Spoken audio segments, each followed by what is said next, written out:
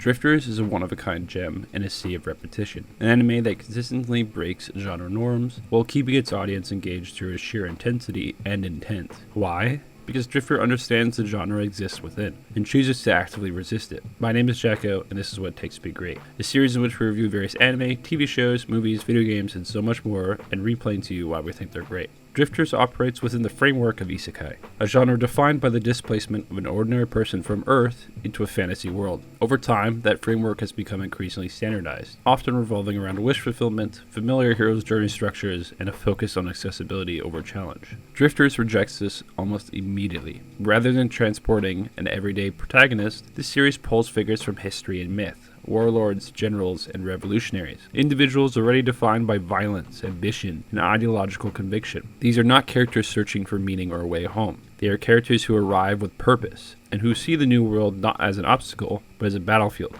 This shift fundamentally reframes the genre, where atypical isekai narratives around personal growth, romantic motivation, or moral validation, Drifters is driven by conquest, strategy, and power. The series explores an underrepresented aspect of the genre. What happens when people who are already capable of reshaping history are given the freedom and justification to do so again? Humor, often a defining feature of isekai, is largely absent here. In many series, comedy acts as a pressure valve, softening stakes and maintaining approachability. Drifters refuses this comfort. What little humor exists is abrasive, politically incorrect, and often deeply uncomfortable. Rather than inviting the audience to relax, the series keeps them alert, unsettled, and engaged. This tonal commitment allows Drifters to focus on what it does best: character, conflict, and consequence. The narrative is morally complex, resisting clear distinctions between hero and villain. Violence is not sanitized or stylized for spectacle alone. It is heavy, messy, and ideologically driven. Characters act not out of destiny, but out of belief. Belief in dominance, survival, or control. This philosophy is reinforced through the series' visual direction. Battle scenes in Drifters carry weight and momentum. Characters do not glide effortlessly across the screen. They strain, collide, and push against one another with visible force. Every swing feels deliberate.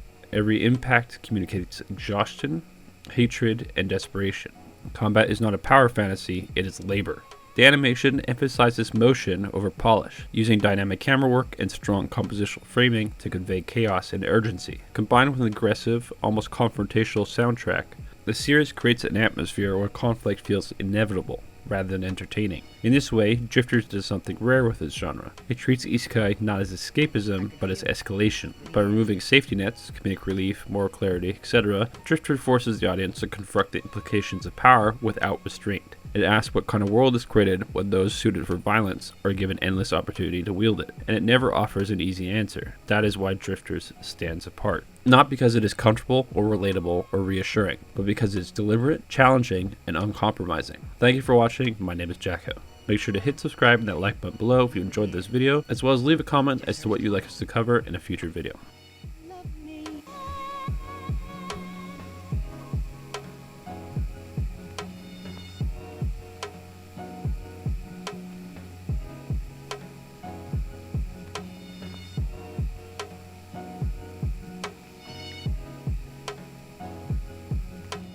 This is my last track.